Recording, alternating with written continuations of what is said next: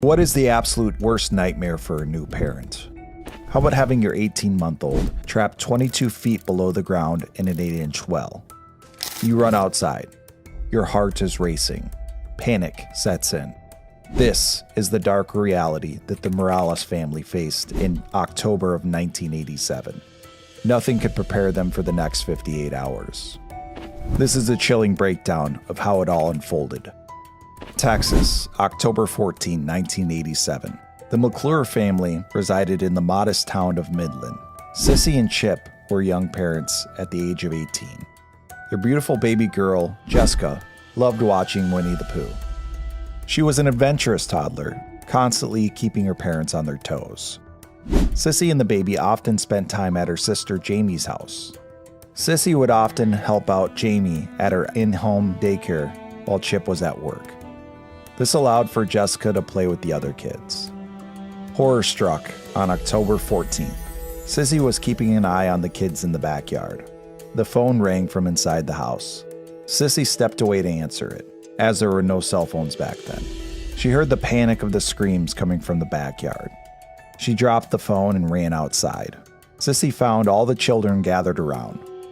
She pushed past them and her heart sank. "Where's Jessica?" Panic gripped her. The children said nothing. She looked around. "Where's Jessica?" Anxiety mounted. The children gestured to the well. An opening to the well with a diameter of 20 centimeters. The hole was barely big enough for baby Jessica. Peering down, Sissy spotted her daughter trapped below. Despite her attempts to reach Jessica, the distance was too great to pull her up. And even if she could, there was no guarantee that Jessica could fit back through the narrow opening. Frantically, Sissy dialed 911, pleading for help to rescue her daughter. The agonizing waits of the emergency responders felt like an eternity. Sissy explained that they had covered the well with a large rock to prevent accidents. And she never imagined this scenario. The cops arrived and attempted to communicate with Jessica. Nothing. They tried again. Still nothing. Then a faint cry. Sissy feared her daughter was slowly descending the 22-foot shaft. As first responders arrived at the scene, they knew they had to act quick. They devised a plan to rescue Jessica before she fell any further. News of the incident had spread throughout the town. It was a tight-knit community, and everyone wanted to help in any way that they could. The police set up a barricade to keep people off the scene. Many harbored doubts about the outcome, as similar cases rarely ended well. A similar incident happened 5 years earlier. It involved a young boy named Alfredo. It didn't end well. For the rescuers tasked with saving 18-month-old Jessica McClure, the situation was urgent. Each passing moment brought her closer to the potential tragic outcome. In the suburban yard, a crowd gathered around the tiny well. Among them were police, first responders, volunteers, and media personnel, all hoping for a straightforward solution to the dilemma. However, the situation was far from simple. The well was 80 feet deep, narrowed to 4 inches at 22 feet deep. They hoped this would stop her from descending any further. What if it didn't, though? What if the pressure squeezed her into the 4 inches? Time was working against them. Their plan involved drilling a parallel well, a hole about 5 to 7 feet away from the original. Machinery was brought in for the purpose. The machines were loud. They shook the earth. Every time they turned them on, baby Jessica would cry and scream.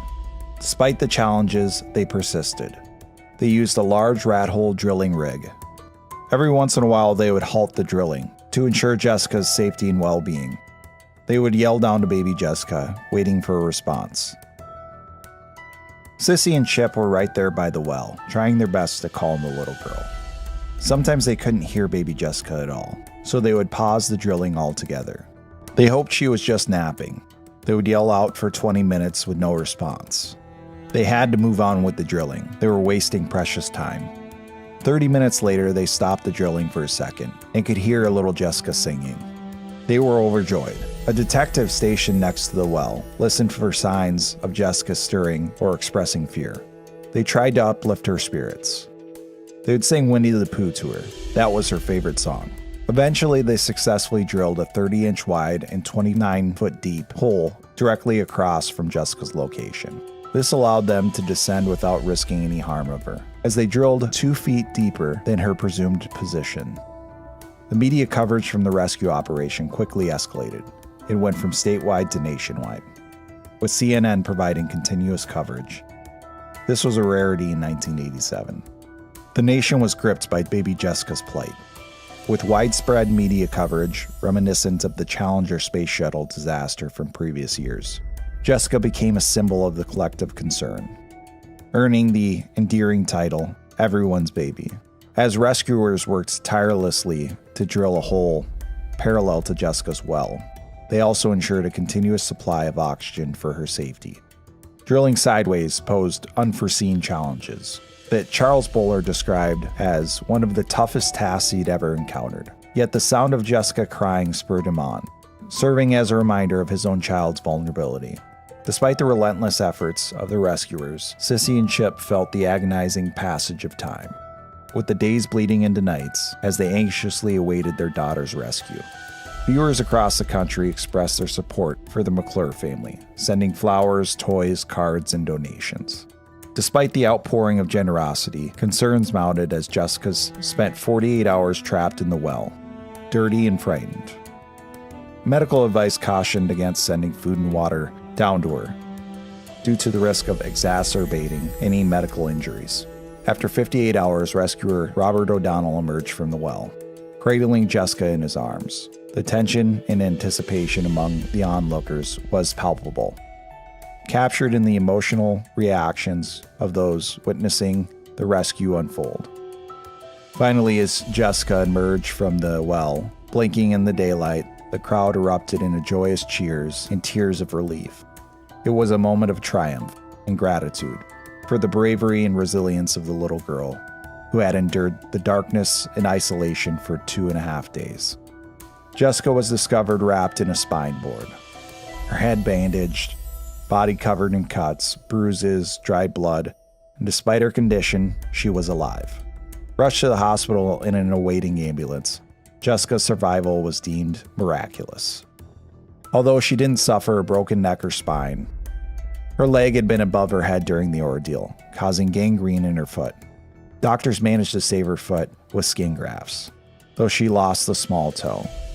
Additionally, she had a prominent scar on her face from her hairline to the bridge of her nose and was diagnosed with chronic rheumatoid arthritis.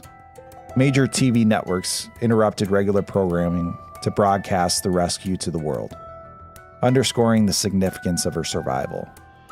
The broadcast of Jessica's rescue drew unprecedented viewership, yet the McClure family remained unaware of the media frenzy, as the rescuers had cut off electricity to their home during the rescue.